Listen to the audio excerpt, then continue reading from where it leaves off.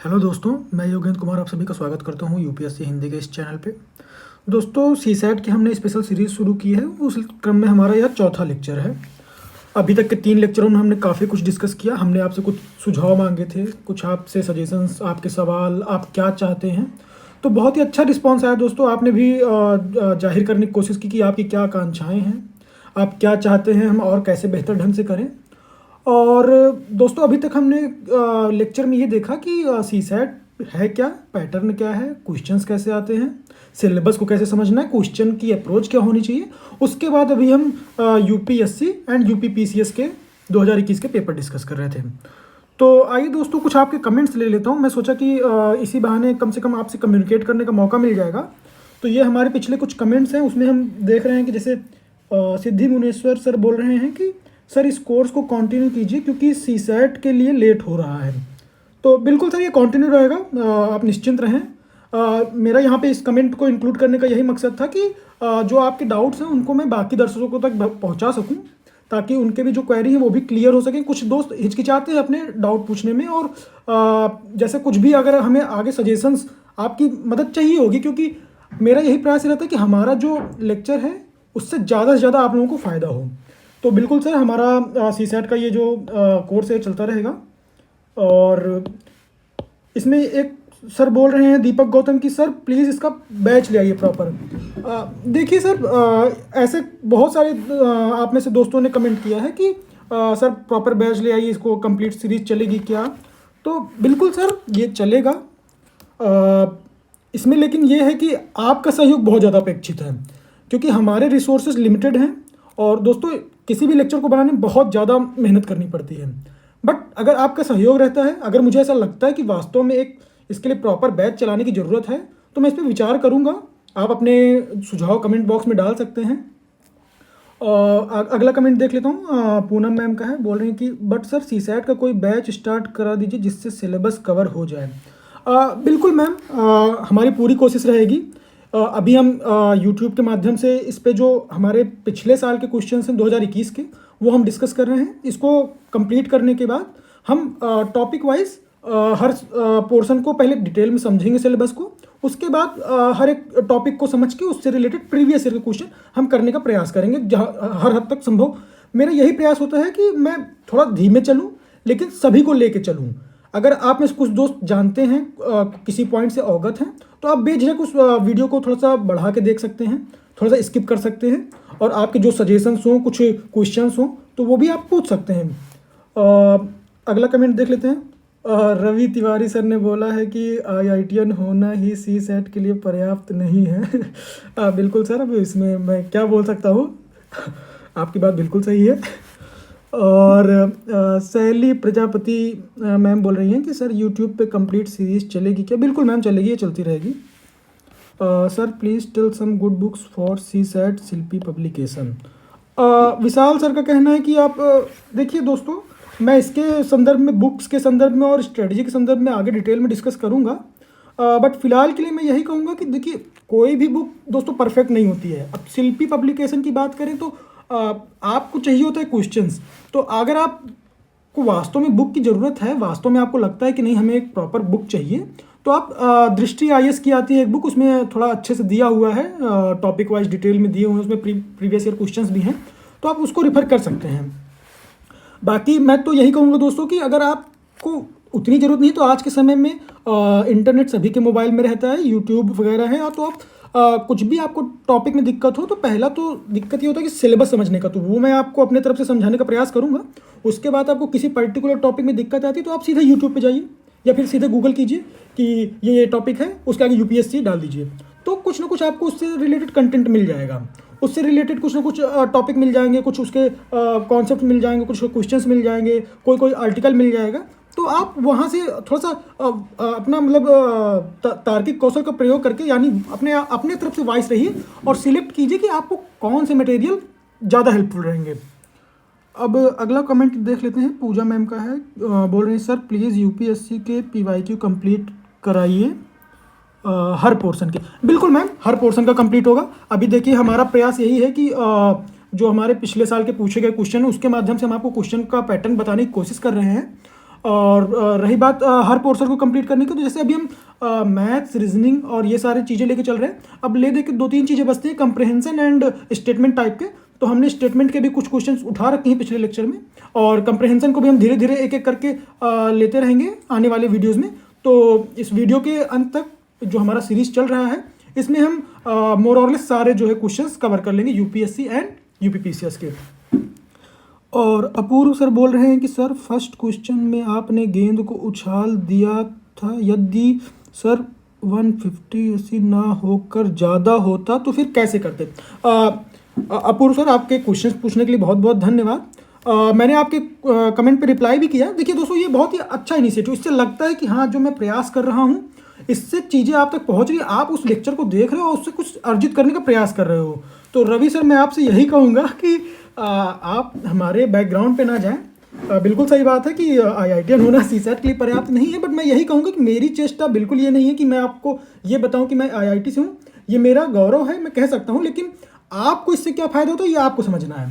तो आप वीडियो के माध्यम से अगर कुछ अर्जित कर पा रहे हैं तो ये मेरे लिए बहुत सौभाग्य की बात होगी।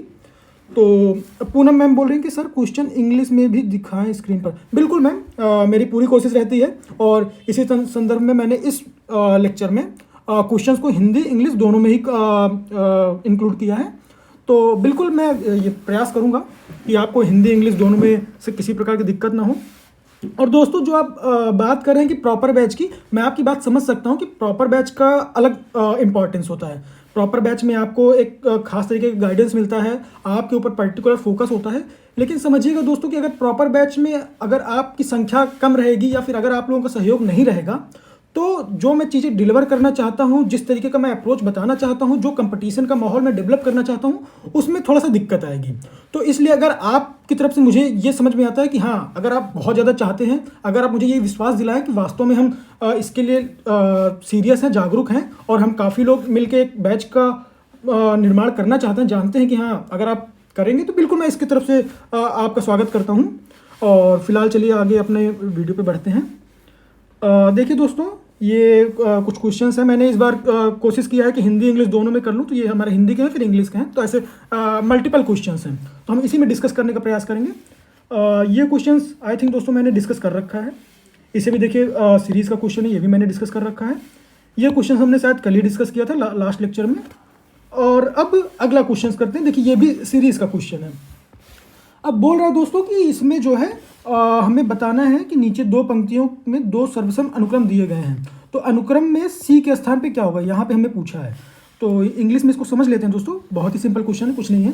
बोल रहा है कि you are given two identical sequences in 2 rows, sequence 1 sequence 2, what is the entry in the place of C. तो समझिएगा दोस्तों, अब इस तरीके की प्रॉब्लम को करने का सबसे बेस्ट अप्रोच होता है कि आप सीक्वेंस 1 को एनालाइज करें। अब उसमें आप ये देखें कि जैसे 8 है, 4 है, 6 है, 15 है, ऐसे ऐसे जो दिए हैं, तो इसमें आप समझने का प्रयास कीजिए कि कुछ जोड़ घटा गुणा भाग या फिर क्या करके मुझे अगला नंबर प्राप्त होगा, और वही चीज़ें फॉलो होनी चाहिए या फिर उसके नेक्स्ट स्टेप में। कभी कभी क्या होता है, जैसे मैंने आपको लास्ट लेक्चर में बताया होगा, तो उसमें जैसे मेरा आ रहा था कि +4 +6 +8 ऐसे आ रहा था। तो अब देखिए दोस्तों, +4 हर जगह नहीं हो रहा है, लेकिन आपको ये समझ में जरूर आ रहा है कि अगले स्टेप में +2 सब में हो रहा है। देखिए दोस्तों, तो ये भी होता है कभी कभी इसके ऊपर भी जाता है, तो ये आपको समझना पड़ेगा, और वो धीरे धीरे समझ में आ जाएंगी चीज़ें। जब आप प्रैक्टिस करेंगे तो आपको समझ में आ जाएगा कि वास्तव में हाँ, चीज़ें उतनी कठिन नहीं है, बट हाँ, हमें थोड़ा सा अप्रोच लेके चलना है। तो अब इस क्वेश्चन की बात करते हैं। तो जैसे 8 है, अब 8 से आप 4 कैसे प्राप्त कर सकते हैं, या तो आप इसमें -4 कर दीजिए, या तो आप 8 का आधा कर दीजिए। तो अगर आप -4 करेंगे तो आपको देखेंगे कि आगे वाले में प्लस है, और फिर उसके बाद फिर प्लस है। तो आप ये भी नहीं कह सकते कि प्लस माइनस है, इसका मतलब प्लस माइनस नहीं होगा। आप बस मन में एनालाइज कर लीजिए। अगर आपको थोड़ा सा दिक्कत होती है तो आप लिख के देख सकते हैं कि +4 किया, फिर यहाँ -4 किया, फिर ये +2 किया, फिर +9 किया। तो ऐसे देखिए कुछ बन नहीं रहा है। तो अब अगर आप बात करें डिवाइड की या फिर मल्टीप्लाई की, तो देखिए इसमें आपने क्या किया, 1/2 से मल्टीप्लाई कर दिया, यानी 4 का आधा, 8 का आधा 4 हो गया।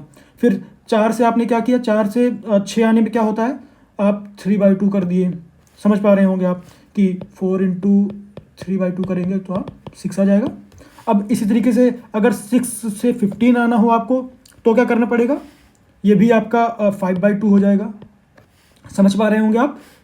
देखिए अगर आपको मैं थोड़ा सा डिजिट में लेके चलूँ, दशमलव में, डेसिमल में, तो देखिए ये हो जाएगा आपका 0.5, ये हो जाएगा आपका 1.5, ये हो जाएगा आपका 2.5।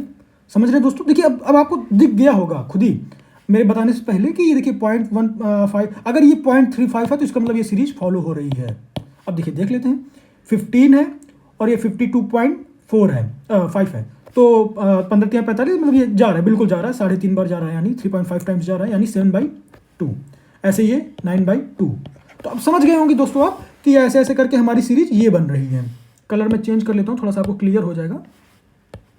तो अब अगर ये हमें पता चल गया कि ये ऐसे ऐसे सीरीज बन रही है, तो अब देख लेते हैं हमें पूछा क्या है कि सी पूछा है। अब सी की वैल्यू पूछिए, इसको करने का तरीका क्या है, 5 है तो 5 का 0.5 कर देंगे, तो यानी हो जाएगा अपना 2.5। समझ रहे हैं दोस्तों? आधा कर दिया। अब इसका हमें कितना करना पड़ेगा, इसका करना पड़ेगा 1.5, तो 1.5 करेंगे तो ये हो जाएगा हमारा 3.75।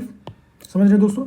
अब इसी तरीके से 3.75 में हमें कितना करना पड़ेगा, 2.5। ये देखिए अगला 2.5 टाइम्स है, तो इसे मल्टीप्लाई करते जाना है। देखिए मल्टीप्लिकेशन में है सारे, तो अब इसमें मल्टीप्लाई करेंगे तो ये क्या आ जाएगा, 9.375। तो देखिए दोस्तों आ गया हमारा आंसर।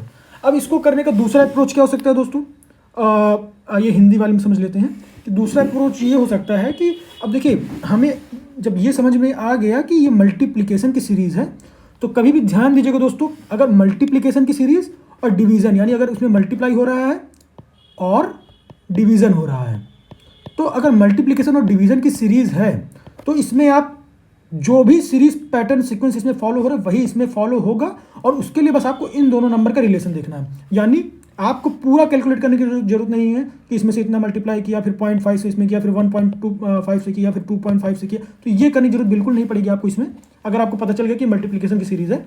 तो जैसे देखिए 8 से 5 किस प्रकार रिलेटेड है, अगर यहाँ पे 8 होता है तो यहाँ पे 5 होता है। समझ गए दोस्तों? अब बोल रहा है कि अगर मैं मान लेता हूँ, आपने पढ़ा होगा कि अगर 5 सामान को खरीदने में इतना रुपया लगता है तो एक सामान को खरीदने में कितना लगेगा। तो देखिए ये गुणे भाग का ही सवाल है, तो इसी तरीके से इसको समझने का प्रयास करते हैं। तो अगर 8 की जगह पे 5 आता है तो 1 की जगह पे कितना आएगा दोस्तों, 5/8 आ जाएगा। बिल्कुल सही बात है। अब हमसे पूछा क्या है, 15 की जगह पूछा है, यानी सी तो 15 की जगह पे आ रहा है, ये देखिए। तो अब इससे हम किसी भी निकाल सकते हैं, सी का निकाल सकते हैं, डी का निकाल सकते हैं, ई का निकाल सकते हैं। हमें इतना लंबा कैलकुलेशन करने की जरूरत नहीं पड़ेगी कि 0.5 से मल्टीप्लाई किया फिर इसको 1.5 से किया, क्योंकि आप इसको नहीं निकाल पाएंगे तो फिर 1.5 से कैसे मल्टीप्लाई करेंगे, फिर इसको नहीं निकालेंगे तो 2.5 से, तो कहने का मतलब बहुत लेंदी प्रोसेस हो जाता है। ऐसे में आप रैंडमली किसी भी डिजिट का निकाल सकते हैं। तो जैसे अगर हम सी की बात करें तो 15 के लिए क्या हो जाएगा दोस्तों, अगर ये 1 के लिए मेरा 5/8 हो गया, तो 15 के लिए हो जाएगा 5/8 × 15। सही है दोस्तों? अब इसको अगर आप सॉल्व करेंगे तो आप देख सकते हैं, बहुत बिंदास होके आप खुद कर लीजिए। ये देखिए 9.375, तो ये एक तरीका हो गया। तो दोस्तों ये मेरा हमेशा से प्रयास रहता है कि मैं आपको क्वेश्चंस के अलग अलग तरीके बताने की कोशिश करूं, जो भी तरीका आपको सूट करता है, क्योंकि देखो हमें आपको एग्ज़ाम में बहुत ही सटीक करना और बहुत जल्द करना है। अगर आप टाइम लेते हैं तो क्वेश्चन बनेंगे, लेकिन वही है कि 2 घंटे का समय है और उस टेम्पोरामेंट के हिसाब से अगर आपको काम करना है तो उसके लिए आपको ये ट्रिक्स मदद करेंगे और ये आपको सीखना भी चाहिए। तो आइए अब अगले क्वेश्चन की तरफ बढ़ते हैं। क्या बोल रहा है कि यदि व्यक्ति x स्थान A से अन्य स्थान y तथा स्थान B से एक ही समय दूसरे की ओर, एक दूसरे की ओर चलना आरंभ करते हैं। ठीक है दोस्तों? बोल रहा है कि एक व्यक्ति x है और एक व्यक्ति y है, तो वो जो है ऐसे A से ये चलता है और जो y है वो B से चलता है, एक दूसरे की तरफ चल रहे हैं। x प्लेस है ये और ये y प्लेस, ठीक है। अब बोल रहा है कि जो x की स्पीड है वो 1.5 km/h है और y की स्पीड क्या है, वो पहले घंटे में 1 किलोमीटर के हिसाब से चलता है प्रति घंटे, फिर 1.25 और फिर 1.5, मतलब उसकी स्पीड बढ़ती जा रही है हर एक घंटे पे। देखिए ये दिखा रहा है कि पहले घंटे में इतनी है, दूसरे घंटे में इतनी है, तीसरे घंटे में इतनी है। तो ऐसे ही एक समान चाल से चलता है और इसी प्रकार आगे भी चलना जारी रहता है। यानी ये बढ़ते बढ़ते जैसे 1.1 है, फिर 1.25 है, 1.5 है, फिर देन 1 क्या होगा 1.75, देन 2.0, फिर 2.25। समझ रहे हैं दोस्तों? ऐसे बढ़ता चला जाएगा। तो बोल रहा है कि अब ये हमें दे दिया। अब बोला है कि बताइए कि ये 2 स्टेटमेंट हैं, इनमें से कौन सा सही है। तो आइए इंग्लिश माध्यम से समझने का प्रयास करते हैं कि क्वेश्चन आपने समझ गया तो क्वेश्चन को डिक्टेट करने की जरूरत नहीं है। अब कह रहा है कि एक पर्सन है, मान लीजिए यहाँ पे एक्स है, वो यहाँ से चलता है और ये y है, यहाँ से चलता है। अब दे रखा है कि दोनों के बीच की दूरी भी देखिए दिया है 15, the place are separated by a distance of 15 kilometre. Okay, तो हम समझ लेते हैं कि ये जो दूरी है हमारी, ये 15 किलोमीटर की है। अब 15 किलोमीटर की दूरी है, तो अब हम देख लेते हैं, बहुत सिंपल सा है कि बोल रहा है कि they take 5 hour to meet. हमें देखिए दोस्तों कुछ कैलकुलेट करने की जरूरत नहीं है, बस हमें ये देखना है कि ये स्टेटमेंट सही है कि नहीं। तो हम देख लेते हैं कि मीट करने के लिए 5 घंटे की आवश्यकता होती है नहीं, तो हम समझेंगे कि इसकी स्पीड तो हमें दे रखी है क्लियर कट, कितनी दे रखी है, ये दे रखी है 1.5 किलोमीटर पर आवर। तो इसको हम समझ लेते हैं कि ये 1.5 किलोमीटर पर आवर के हिसाब से चल रहा है। तो अब बोल रहा है कि 5 घंटे की बात कर रहा है, तो 5 घंटे में कितना चलेगा दोस्तों, इसको थोड़ा जूम कर लेते हैं, समझ लेते हैं। तो अब ये है 5 घंटे के हिसाब से स्पीड इसकी है 1.5, तो ये टोटल चल लिया कितना दोस्तों, 7.5 किलोमीटर। ठीक है, बिल्कुल सही बात है। अब ये तो इसका हमारा क्लियर हो गया। अब रही बात y की, y के लिए हम थोड़ा सा पेन चेंज कर लेते हैं। ये y आ गए। अब y कैसे चलते हैं कि पहले घंटे में तो इनकी स्पीड रहती है 1, उसके बाद इनकी स्पीड अगले घंटे, देखिए 5 घंटा बोला है तो हम 5 घंटे तक कैलकुलेट करेंगे। उसके बाद इनकी स्पीड हो जाती है 1.25, तो ये भी 1 घंटे तक चलते हैं। फिर आ जाती है स्पीड 1.5, फिर ये 1 घंटे चलते हैं। 1.75 1 घंटे, फिर 2.0, फिर 1 घंटे। देखिए 5 घंटे हो गए। अब अगर आप इसको जोड़ देंगे तो 2 1 3 1 4 1 5 1 6 7.5 हो गया ये भी। तो देखिए दोस्तों ये 7.5 ये भी चल गए 5 घंटे में, ये भी चल गए 5 घंटे में, तो टोटल हमारी डिस्टेंस कितनी थी 15। तो अगर ये 7.5 चल गए तो ये आधा इन्होंने कवर कर लिया, आधा इन्होंने कवर कर लिया। अब इनकी स्पीड अलग थी, स्लो हुए, फिर फास्ट हुए, फिर फास्ट हुए, फिर फास्ट हुए, फिर फास्ट हुए, अब आगे फास्ट होते जाएंगे, लेकिन ये एक कांस्टेंट स्पीड से ऐसे चलते गए। ठीक, तो इसका मतलब ये तो सही हो गया कि ये 5 घंटे लेते हैं मिलने में, क्योंकि मिल गए। टोटल हमारी दूरी 15 किलोमीटर थी, 7.5 हो गया।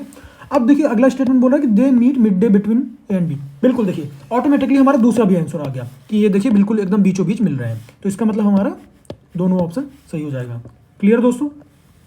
तो देखिए क्वेश्चन से घबराने की जरूरत नहीं है। जैसे आप में से हो सकता है कुछ दोस्त घबरा जाएं कि ये क्या लिखा है, कैसे 1, तो बस आप कुछ मत कीजिए, आप क्वेश्चन पढ़िए, आंसर पढ़िए जो स्टेटमेंट दिए हैं, अब उस क्वेश्चन को बस पुट करने का प्रयास कीजिए। देखिए मैंने भी वही किया कि उसने बोला कि 1.5 के हिसाब से चल रहा है, मैंने चलवा दिया।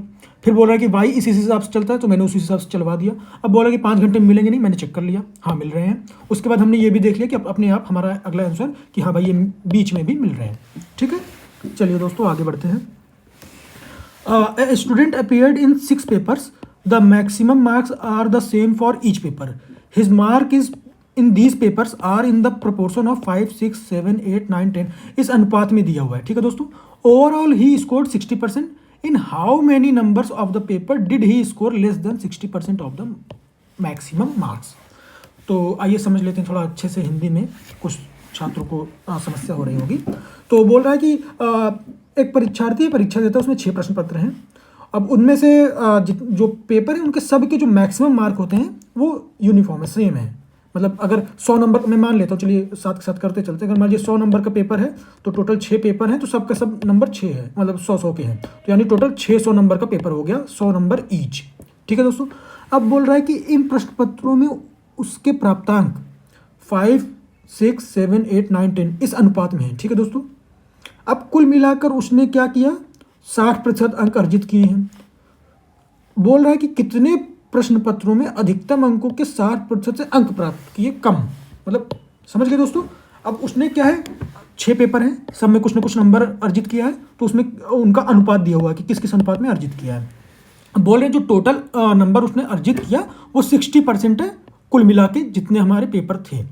तो अब बोल रहे हैं कि इंडिविजुअल अगर पेपर की बात करें तो उसमें कितने ऐसे पेपर हैं जिसमें उसको 60% से कम अंक मिले। तो आइए समझ लेते हैं, बहुत ही अच्छा क्वेश्चन है और सिंपल भी है।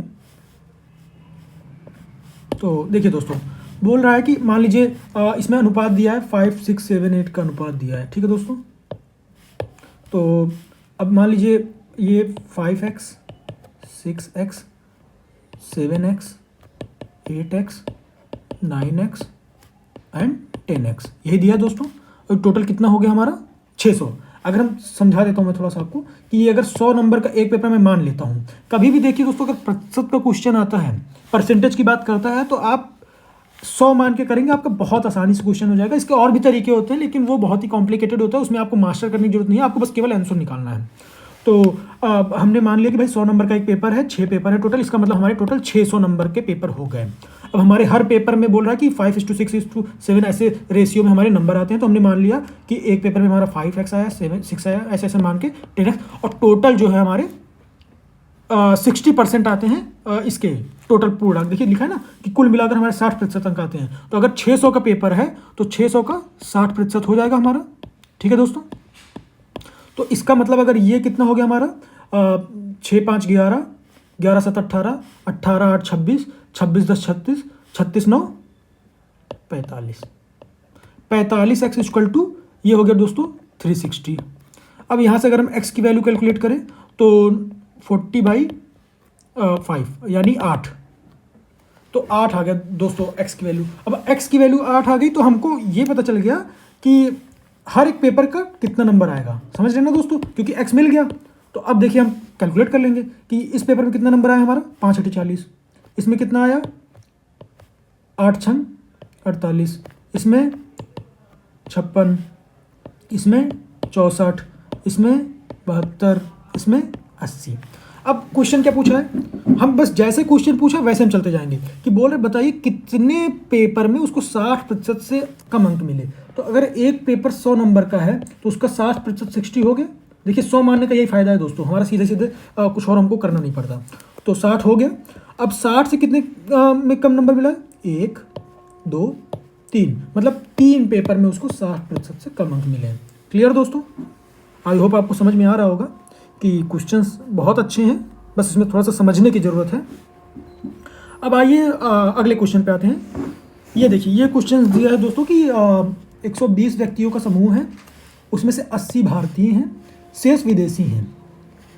इसके अतिरिक्त इस समूह में 70 व्यक्ति ऐसे हैं जो अंग्रेजी बोल सकते हैं। ऐसे भारतीयों की संख्या बताइए जो अंग्रेजी बोल सकते हैं। अब समझिएगा दोस्तों कि हमसे इंग्लिश में समझ लेते हैं कि in a group 120% 80 are Indians and rest are foreigners, further 70% in the group can speak English. The number of Indians who can speak English is 20 30 30 और लेस 30 और मोर। तो समझते हैं कि अच्छा, मैं एक चीज़ ये बोलना चाहूँगा दोस्तों कि अगर मान लीजिए इसमें आपको थोड़ा सा स्पीड स्लो लगती है, क्योंकि मैं हिंदी इंग्लिश दोनों में करके चल रहा हूँ, तो आप स्पीड बढ़ा सकते हैं, 1.25 कर दीजिए, 1.5 कर दीजिए, तो ये आपके सुविधा के अनुसार है। तो आइए समझते हैं कि अब जैसे 120 लोग हैं, 120 में 80 तो इंडियन हो गए और बच्चे कितने हो गए 50 नहीं 40% जो हैं ये आपके फॉरेनर हैं। ठीक है दोस्तों, अब समझिएगा कि बोल रहे हैं कि 70 लोग ऐसे हैं जो इंग्लिश बोल सकते हैं। तो हमें बताना है कि कितने ऐसे इंडियन हैं जो इंग्लिश बोल सकते हैं। तो अब हम ये भी समझ सकते हैं कि देखिए 70 लोग हैं तो हो सकता है पूरे के पूरे 70 लोग इंडियन ही हो जो इंग्लिश बोलते हो, फॉरेनर जरूरी थोड़ी कि इंग्लैंड से हो कि इंग्लिश बोले, हो सकता है ना हो, हमें नहीं पता। अब और कम करेंगे तो फिर 50 भी हो सकते हैं, 60 भी हो सकते हैं। अब जैसे 40 फॉरेनर हैं दोस्तों, समझिएगा, तो सबसे लीस्ट केस क्या हो सकता है कि सभी के सभी अगर फॉरेनर इंग्लिश बोलते हैं तो इसका मतलब 40 फॉरेनर तो इंग्लिश बोल रहे हैं। ठीक है, बच्चे हुए अब टोटल 70 लोग हैं तो 70 में 30 लोग बच गए। इसका मतलब 30 कौन होंगे, वो 30 होंगे आपके इंडियन। ठीक है दोस्तों, इसका मतलब 30 लोग ऐसे हैं जो इंग्लिश बोल सकते हैं, जो भारतीय भी हैं। अब समझेंगे कि 30 होंगे कि 30 से कम हो सकते हैं कि 30 से ज़्यादा हो सकते हैं। तो देखिए कि दोस्तों अगर 40 के 40 हमारे पूरे के पूरे फॉरेनर जो हैं, अगर वो हमारे जो है इंग्लिश बोलते हैं तब तो 30 इंडियन होंगे। जहाँ कोई फॉरेनर कम हुआ इंग्लिश वाला, वहाँ एक इंडियन की संख्या बढ़ जाएगी। अगर ये 30 हुए तो फिर ये 40, ये अगर 20 हुआ तो ये 50 हो जाएगा। समझ रहे हैं दोस्तों, तो ऐसे हमारा बढ़ता जाएगा। तो इसका मतलब 30 और more Indians are those Indians which can speak English very well. तो अब आप समझिएगा कि हमसे क्वेश्चन में ये बोला था कि बताइए कि कितने ऐसे भारतीय हैं जो हिंदी बोल सकते, इंग्लिश बोल सकते हैं। तो वो समझ गए ना दोस्तों कि 30 या उससे अधिक। चलिए अगले क्वेश्चन में बढ़ते हैं। अब ये क्वेश्चन देखिए दोस्तों, यहाँ पे आपको थोड़ा सा इंग्लिश लैंग्वेज ज़्यादा अच्छे से काम आएगी अगर आपको थोड़ा सा क्लियर है तो। बाकी अगर आपको हिंदी में कमांड है तो नो डाउट आप हिंदी में कर सकते हैं। थोड़ा समझने का प्रयास करते हैं कि 3 शून्येतर नॉन जीरो अंकों के प्रयोग, अंकों की पुनरावृत्ति के बिना से प्राप्त 3 अंकों वाली सभी संख्याओं पर विचार कीजिए जो 3 के गुणज हैं। मान लीजिए इन संख्याओं का योगफल s है, तो अगर इन संख्याओं का योगफल ऐसा है तो निम्नलिखित में से कौन सा से सही है। यानी दो स्टेटमेंट दे दिया, अब बताना है आपको कि इसमें से कौन सा सही है। यानी एक, दोनों सही हो सकते हैं, एक भी सही हो सकता है, कोई नहीं हो सकता, जो भी है। तो अब इसको इंग्लिश में समझने का प्रयास करते हैं, क्योंकि देखिए लैंग्वेज इतनी ये लोग देते खराब है ना कि क्या बताएं हम। अब आप समझिएगा कि यूपीएससी जब भी पेपर डिज़ाइन करता है तो वो इंग्लिश में डिज़ाइन कर देता है, अब उसका हिंदी में ट्रांसलेट कर देता है। अब हिंदी में ट्रांसलेट करता है तो उसी डिक्टो वैसा दे देता है। अब वो अभ्यर्थी समझे कि क्या लिखा है क्या नहीं। तो एक बार इंग्लिश में समझ लेते हैं, बहुत अच्छे से क्लियर हो जाएगा। देखिए लिखा क्या दोस्तों, consider all 3 digit number without repetition of digit, clear, obtained using 3 non-zero digit which are multiple of 3. Let s be their sum. Which of the following is correct? आप समझिएगा दोस्तों कि बोल रहा है कि हमारे पास 3 अंकों की डिजिट है, और वो डिजिट का खासियत क्या है कि ये जो हमारे अंक है ना, ये अंक 3 के मल्टीप्लिकेशन में होंगे, ठीक। अब इतने ऐसे जितने भी नंबर आएंगे इस तरीके के, उन सभी अंकों का योग देखिए लिखा है, let S be their sum, consider all 3 digit number. अब ऐसे जितने भी 3 डिजिट नंबर आएंगे उनका जो सम होगा वो बताइए कि 9 से डिविजिबल होगा कि नहीं, 74 से डिविजिबल होगा कि नहीं। क्लियर है दोस्तों। तो आइए समझ लेते हैं यहाँ पे कि क्या कहना चाह रहा है। तो अब मानिएगा दोस्तों कि जैसे अब 0 से लेकर 9 तक के बीच में कोई भी डिजिट हो तो वो 3 की मल्टीप्लिकेशन में कौन कौन सी आएंगी, एक तो 3 आ जाएगा, एक 6 आ जाएगा, एक 9 आ जाएगा। तो कुल मिला के हमारे ये ऐसे डिजिट है जिनसे मिलके हमारा 3 डिजिट का नंबर बनेगा। ठीक है दोस्तों। अब समझते हैं कि क्या क्या नंबर बन सकते हैं। एक तो हमारा 369 बन सकता है, क्लियर। फिर 396 बन सकता है। फिर क्या बन सकता है, 639 बन सकता है, 693 बन सकता है, एंड देन 963 एंड 936। क्लियर दोस्तों। इसके अलावा आपको कोई पॉसिबल कॉम्बिनेशन दिख रहा है क्या, नहीं। तो अब इसका टोटल योग क्या हो जाएगा हमारा। अब हमसे वही बोला है कि कुछ करना नहीं, बस इसका जो योगफल है उसको चेक करना है कि वो 74 से डिविजिबल है कि नहीं और 9 से डिविजिबल है कि नहीं। तो इसका टोटल अगर आप करेंगे तो आपको मिलेगा 3996। अब देखिए दोस्तों 9 से तो ये डिविजिबल है ही है, क्योंकि आप समझिएगा कि इनके अंकों का योग 3 है। अगर आप उसको 3 से डिवाइड करेंगे फिर भी वो जो नेक्स्ट नंबर आएगा वो भी 3 से डिविजिबल होगा, तो 9 से भी डिविजिबल हो गया। और ये 74 से भी अगर आप इसको डिवाइड करेंगे तो 74 यानी 37 इंटू 2, तो अगर आप इसको डिवाइड करेंगे तो बिल्कुल ये 74 से भी आपका डिविजिबल है। इसका मतलब आपके 1 और 2 दोनों सही हैं। तो ये क्वेश्चन ऐसे हैं दोस्तों कि इसमें आपको करके देखना है और तुरंत आपको अप्लाई करना है कि जो हमारा आंसर कह रहा है वो इसमें सेटिस्फाई कर रहा है कि नहीं। तो चलिए समझते हैं अगला क्वेश्चन। क्या बोल रहा है दोस्तों कि 2 कक्षाएं हैं, ए और बी में क्रमशः 25 और 30 विद्यार्थी हैं, ठीक है। कक्षा 1 में अधिकतम प्राप्तांक 21 और न्यूनतम प्राप्तांक 17 है। कक्षा बी में अधिकतम प्राप्तांक 30 और न्यूनतम प्राप्तांक 22 है। अब कक्षा 4 से 4 विद्यार्थी कक्षा बी में स्थानांतरित किए जाते हैं। तो बोल रहा है कि 2 आपके स्टेटमेंट हैं, इन पे आपको विचार करके बताना है कौन से सही है। तो आइए देखते हैं। बोल रहा है कि अब इसको इंग्लिश में समझ लेते हैं, फिर फटाक से इसको करते हैं। थोड़ा समय लग रहा है बट थोड़ा धैर्य बनाए रखिए और आप स्पीड बढ़ा दीजिए बेझिझक। तो देखिए क्या है, there are 2 classes A and B having 25 and 30 students respectively. In class A the highest score is 21 and lowest score is 17. In class B highest score कितना है 30, lowest कितना है 22. 4 students are shifted from class A to class B. Consider the following statements. 2 statement आपको दे दिए। क्या बोला है कि the average score of class B will definitely decrease, ठीक है। The average score of class A will definitely increase. अब समझते हैं कि पहले तो हम लिख लेते हैं उसको ताकि थोड़ा सा अच्छे से समझ पाएँ कि क्लास ए में क्या है। पहली चीज़ तो 25 स्टूडेंट हैं, ठीक है। 25 स्टूडेंट हैं, उनका स्कोर कहाँ से कहाँ तक वेरी करता है, मैक्सिमम जाता है 21, मिनिमम है 17, ठीक है दोस्तों। अब क्लास बी में क्या सीन है, क्लास बी में है 30 लोग। अब 30 लोग हैं, इनका स्कोर कैसे कैसे वेरी करता है, जो स्टूडेंट सबसे ज़्यादा नंबर पाता है वो 30 है और जो मिनिमम पाता है वो 22 है, ठीक है दोस्तों। अब क्या बोल रहा है, अब बोल रहा है कि जो 4 स्टूडेंट हैं वो कहाँ से कहाँ शिफ्ट होते हैं। 4 students are shifted from A to B, यानी यहाँ से उठा के 4 लोगों को यहाँ भेज दिया जाता है। अब समझिएगा दोस्तों कि 4 लोगों को अगर हम भेजेंगे तो वो इनका मिनिमम तो 22 है और इनका मैक्सिमम ही 21 है। इसका मतलब इनका जो टॉपर होगा वो इनके लूजर से कम ही नंबर पाएगा, समझ रहे दोस्तों। तो अब बोल रहे हैं कि 4 लोगों को तो हम यहाँ पे उठा के भेज दिए। जब 4 लोगों को उठा के भेज दिए तो अगर आप टॉपर को भी भेज देंगे उसका भी नंबर यहीं आएगा 22, 21, तो इसके नीचे ही आएगा। तो कहने का मतलब अब अगर इस जो टोटल जो नया नंबर मिलेगा अगर आप इसका एवरेज करेंगे तो कभी भी किसी भी नंबर का एवरेज अगर उससे नीचे वाले नंबर को जोड़ के करेंगे तो उसका एवरेज भी नीचे ही जाएगा। अगर डिजिट कम है तो उसका एवरेज भी नीचे ही खिसकेगा। ठीक है, तो आपको ये तो क्लियर हो गया ना कि जो हमारी क्लास बी है, the average score of class B will definitely decrease. बिल्कुल सही बात है, ये आपका स्टेटमेंट एकदम 100% सही हो गया। तो इसमें आपको दो ऑप्शन दिख रहे हैं, या तो ये या तो ये। अब समझते हैं कि दूसरा सही है कि नहीं। अगर अब दूसरा क्या बोल रहा है कि average score of class A will definitely increase. अब बोल रहा है कि जो क्लास है उसका स्कोर एवरेज जो है वो बढ़ेगा ही बढ़ेगा। अब देखिए, बढ़ने की शर्त तब होती है जब उसमें से जो कमज़ोर बच्चे हैं उनको निकाल के नीचे कर दीजिए, हटा दीजिए। जब आप कमज़ोर लड़कों को या फिर जो कम नंबर पाए उनको हटा देंगे तो अपने आप एवरेज बढ़ जाएगा। समझ रहे हैं दोस्तों? क्योंकि भाई अगर आप मान लीजिए 10 है और 5 है और एक मान लीजिए 3 है, तो अगर 3 को हटा दिए तो 10 और 5 बचे। अगर 5 को हटा दिए तो 10 और 5 बचे तो 15 हो गया। अगर आप 5 को हटा दिए तो कितना बचा? 13। तो अब देखिए 13 जो है ये इसका वो कम है, यानी ये नीचे हो गया। तो कहने का मतलब समझिएगा कि अगर आप जितने कम वाले छात्र को हटाएंगे, यानी जितना मिनिमम छात्र वालों को हटाएंगे, उतना ही आपका एवरेज बढ़ेगा। और अगर ज़्यादा नंबर वाले को हटा देंगे तो आपका एवरेज देखिए घट रहा है। अगर आप 10 नंबर वाले को हटा देंगे तो आपका टोटल कितना बचेगा? 8 ही बचा। समझ रहे हैं? तो ये कहने का मतलब है, तो आप कह नहीं सकते हैं कि इसका जो एवरेज है वो बढ़ेगा ही बढ़ेगा, क्योंकि अगर आप नीचे वाले छात्रों को हटाएंगे तब तो आपकी क्लास की परफॉर्मेंस बढ़ेगी।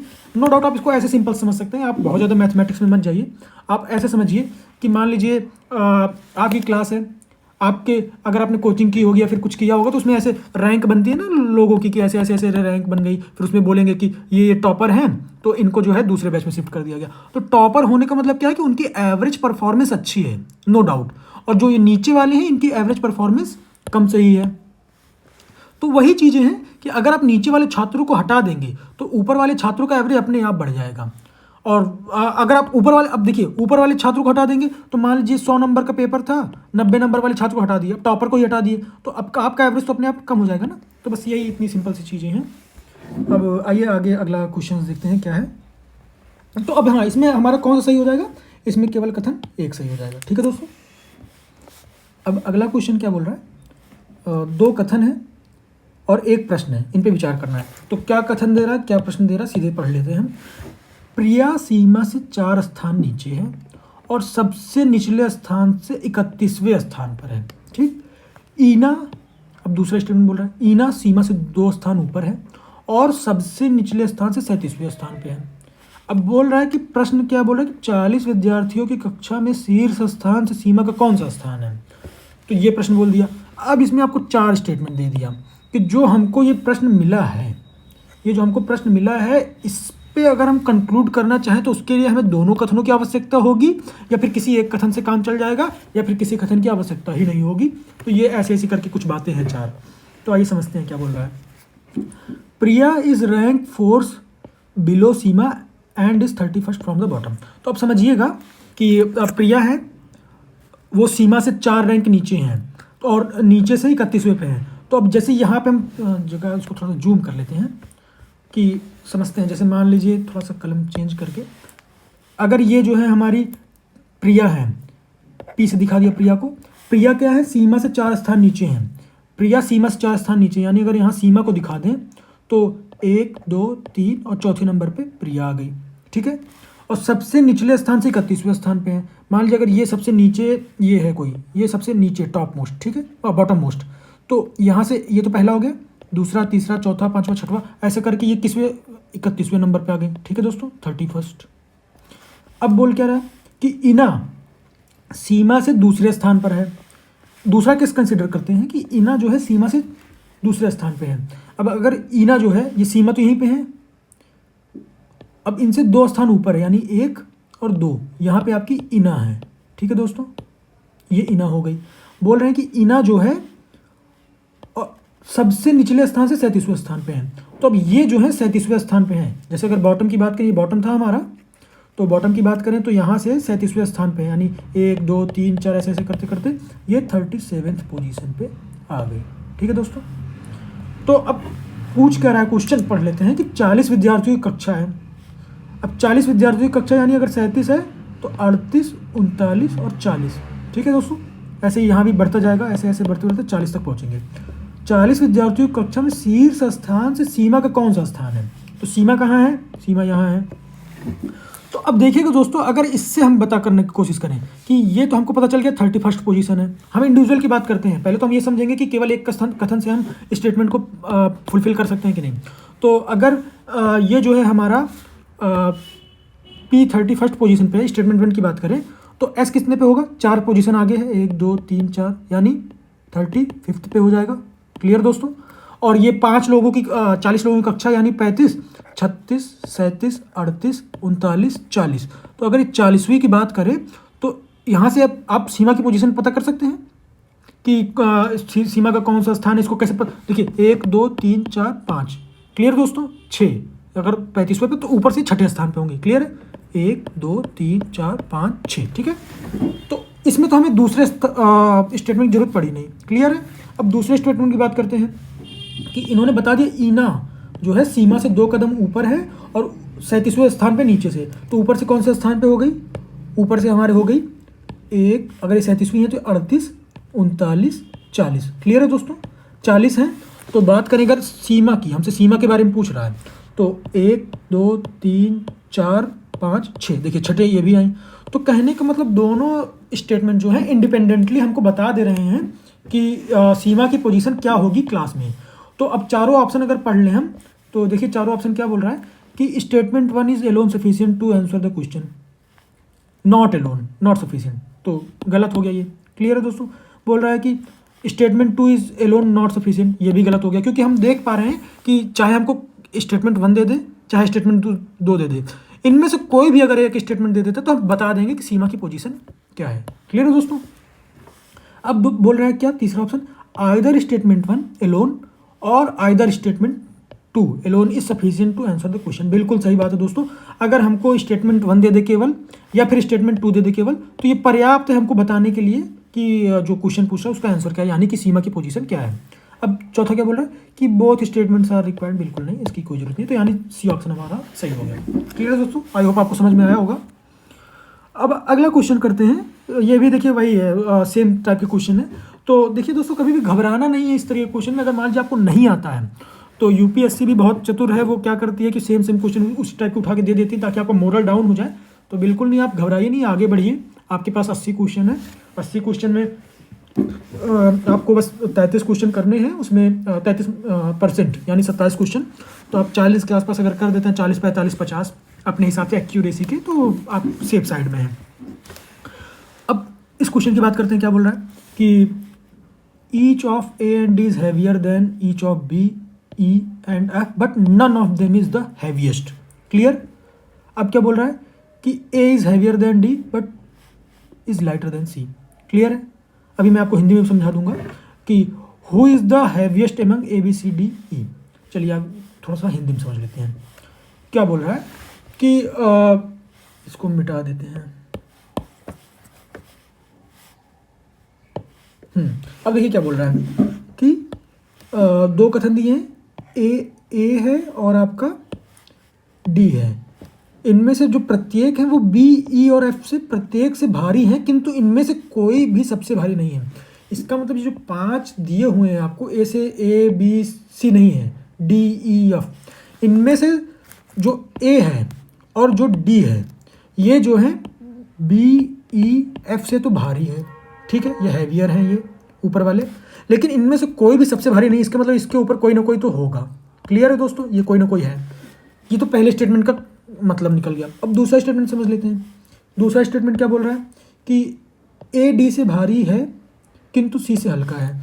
ए जो है डी से तो भारी है लेकिन सी से हल्का है, मतलब सी सबसे ऊपर हो गया। क्लियर। वैसे से बाकी है। अब प्रश्न क्या बोल रहा है कि ए बी सी डी और ई में सबसे अधिक भारी कौन है। क्लियर। तो अब देखिएगा दोस्तों, इसमें तो क्लियर दिख रहा है कि सबसे भारी सी है, तो इसमें तो हमको किसी सेकंड स्टेटमेंट की जरूरत तो पड़ी नहीं।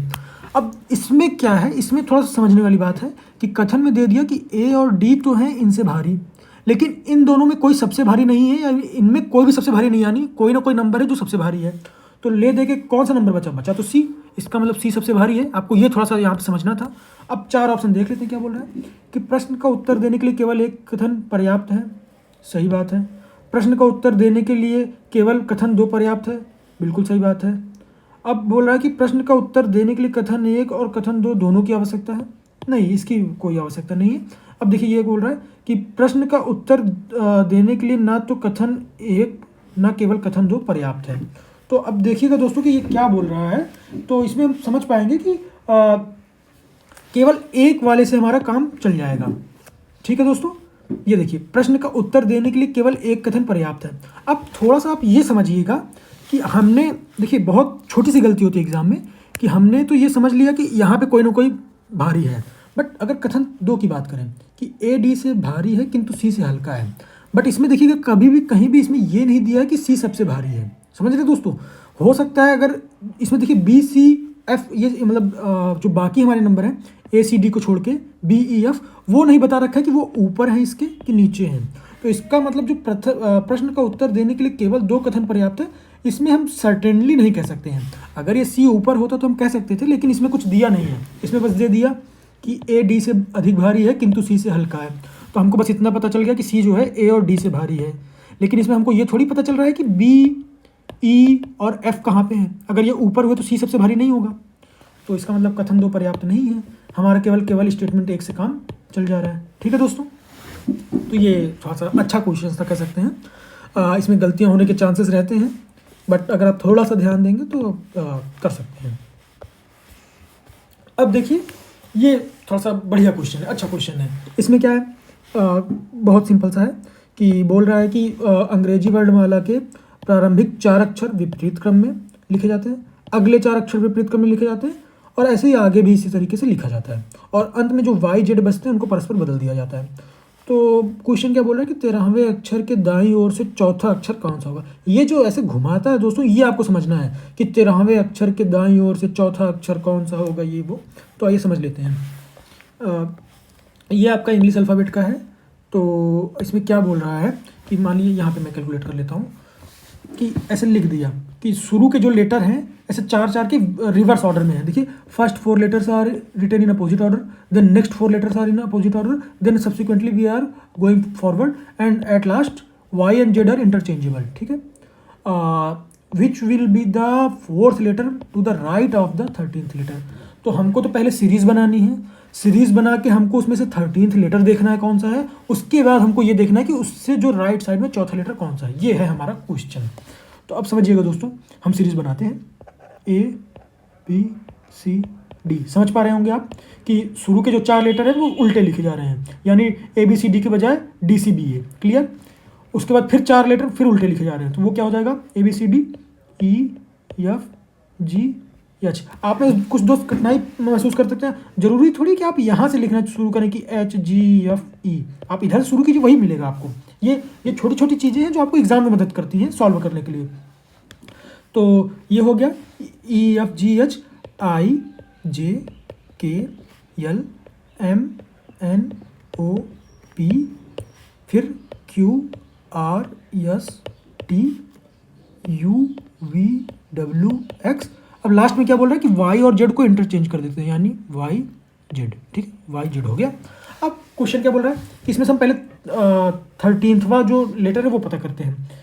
1 2 3 4 5 6 7 8 9 10 11 12 13। क्लियर दोस्तों, ये हमारा पी जो है ये हमारा 13th लेटर हो गया।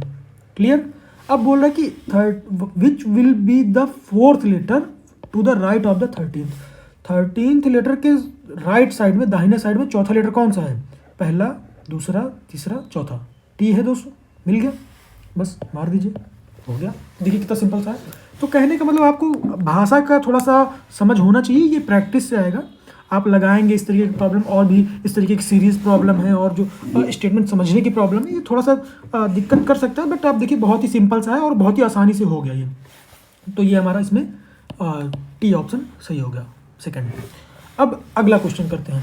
हाँ, ये थोड़ा मज़ेदार क्वेश्चन है दोस्तों, समझिएगा। क्या बोल रहा है कि निम्नलिखित सारणी पर विचार कीजिए।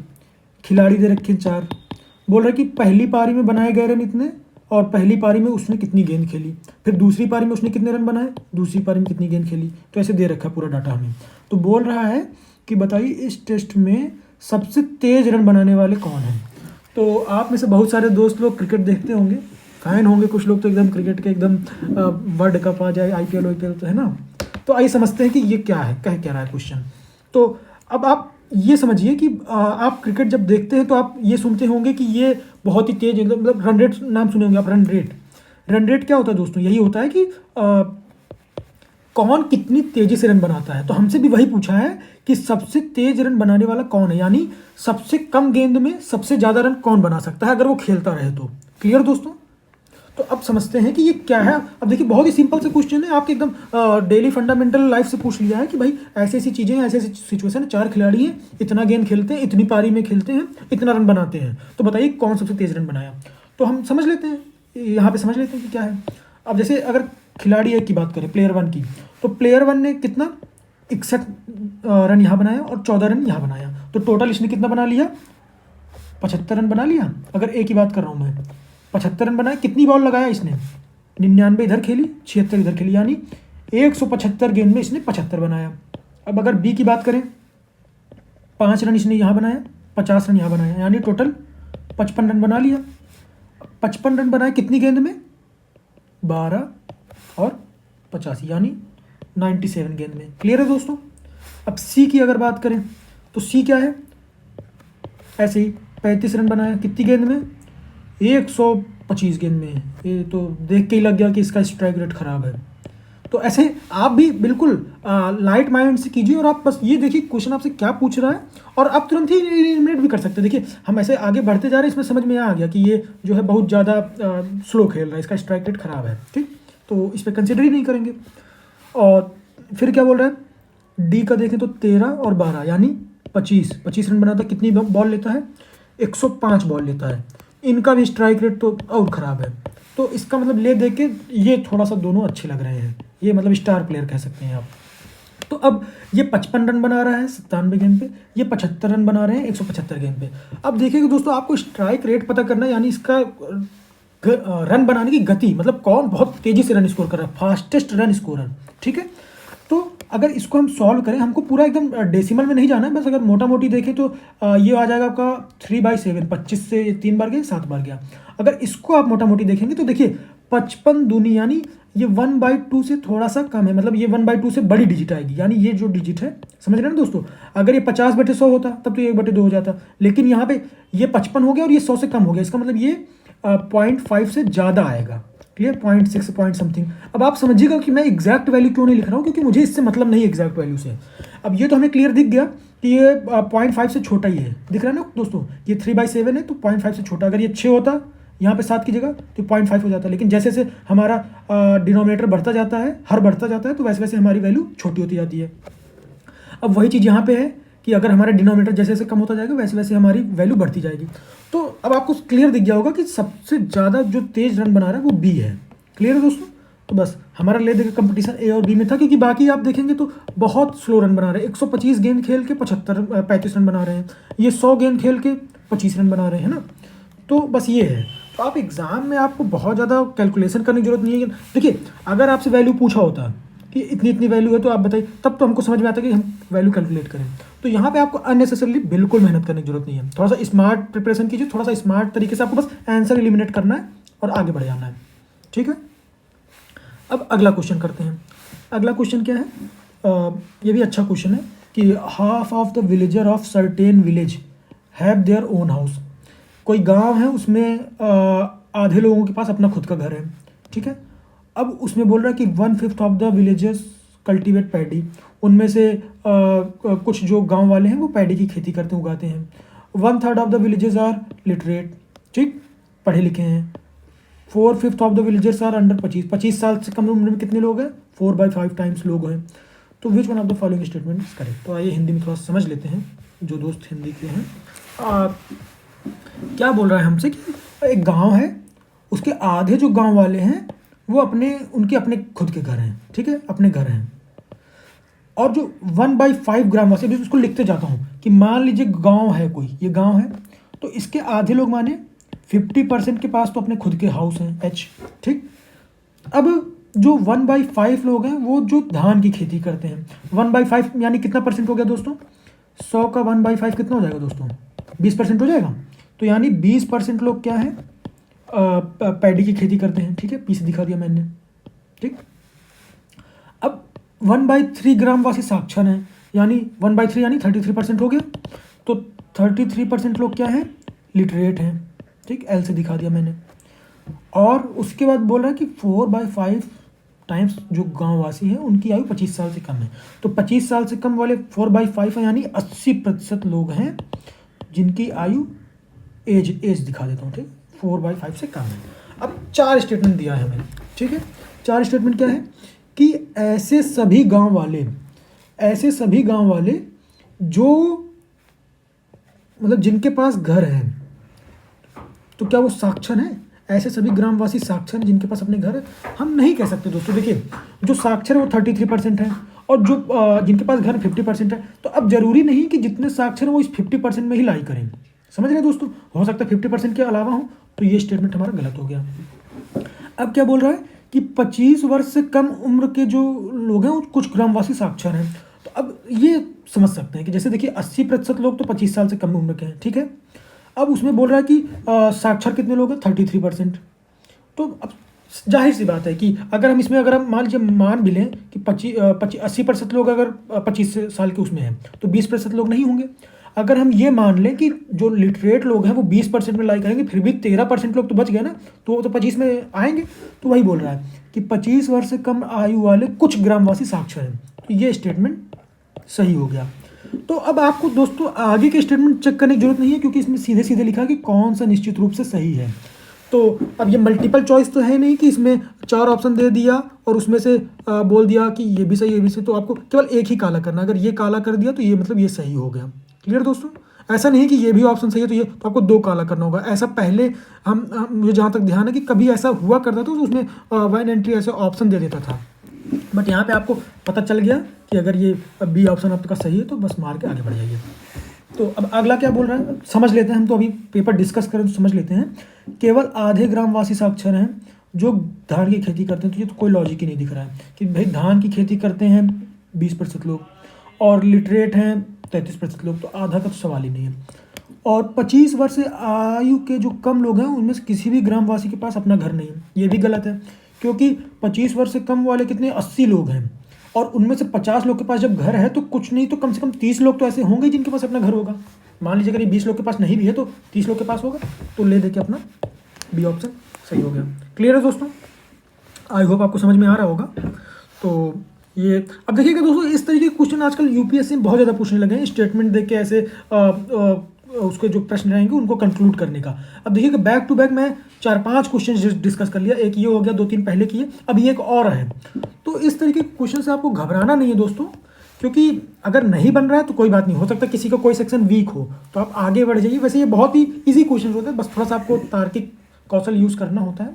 आपकी रीजनिंग एबिलिटी थोड़ा सा ये चेक कर रहा है। तो आइए अगला क्वेश्चन पढ़ते हैं। बहुत ही सिंपल सा है, बस थोड़ा सा ध्यान देने की जरूरत है इसमें। कि बोल रहा है कि किसी माह का अंतिम दिन बुधवार है, ठीक है। और दूसरा क्या स्टेटमेंट बोल रहा है कि किसी माह का तृतीय शनिवार उसका 17वां दिन है, ठीक।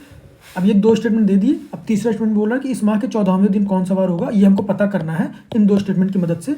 तो उसके लिए वही 4 ऑप्शन दिया है कि केवल एक की मदद से हम कर सकते हैं कि नहीं, कि 2 की मदद से कर सकते हैं कि नहीं, कि दोनों की मदद लगेगी, कि एक को मतलब दोनों को मिला ले तो भी हमारा ये नहीं पता कर पाएंगे कि 14वें दिन कौन सा दिन आएगा। क्लियर है? तो आइए इंग्लिश में भी समझ लेते हैं। ये रहा कि the last day of the month is Wednesday. Clear? बोल रहा the third Saturday of the month was 17th day. Okay, now what is the question, what day is the 14th of the given month. चलिए समझते हैं। पहला statement अगर आप समझें तो बोल रहा है कि महीने का जो अंतिम दिन है वो है वेडनेसडे, यानी बुधवार है। अब आप ये समझिएगा, पहली सेंटेंस तो ये हो गई कि ये महीना हमको पता नहीं है कि ये 30 का महीना है कि 31 का महीना है कि फरवरी है 28 का। तो जब यही नहीं पता है तो हम इससे आगे बढ़ ही नहीं सकते। इसका मतलब स्टेटमेंट 1 का तो कोई मतलब ही नहीं है। अब स्टेटमेंट 1 का मतलब नहीं है तो इसका मतलब ये ख़त्म, और ये जो बोथ वाले कहाँ गए, ये भी ख़त्म। ले दे के या तो ये होगा या फिर एक भी नहीं होगा। क्लियर है दोस्तों? कि या तो स्टेटमेंट 2 केवल सेटिस्फाई कर सकता है या फिर दोनों मिला लें तो भी नहीं होगा। तो अब आप चेक करते हैं कि क्या है। स्टेटमेंट 2 की बात करते हैं कि बोल रहा है कि थर्ड सैटरडे जो है इसका, अगर मान लीजिए first Saturday, second Saturday, third Saturday, ये जो थर्ड सैटरडे है ये 17वां दिन है। ये 17th डे है, ओके। और हमसे पूछा है कि 14th of the given month कौन सा होगा। अगर ये 17th डे है, सैटरडे, ठीक, तो इससे पहले 7 दिन, यानी जो ये भी सैटरडे होगा और ये कौन सा दिन होगा, 10वां दिन होगा। अब इसी के बीच में हमारा 13 आ रहा है, क्लियर है दोस्तों। अगर 13 की बात करें तो यहीं कहीं आ रहा है, 13 बोल रहा हूँ, सॉरी, 14th है ना, 14th डे की बात कर रहा है, तो 14th डे यहीं आएगा। तो अगर 10वां दिन हमारा शनिवार मिल गया, क्योंकि 17वें दिन शनिवार है, तो 11वें दिन, 12वें दिन, 13वें दिन, 14वें दिन, यानी Saturday, Sunday, Monday, Tuesday, Wednesday. Clear है दोस्तों। हमें पता चल गया कि स्टेटमेंट 2 के हिसाब से कि 14th डे कौन सा होगा, वेडनेसडे होगा। और हम ये स्टेटमेंट 2 की मदद से बहुत आराम से पता कर पा रहे हैं, तो इसका मतलब हमारा स्टेटमेंट 2 सही हो जाएगा। क्लियर। चलिए, ये था हमारा आज का सवाल। अब देख लेते हैं ये अगला क्वेश्चन।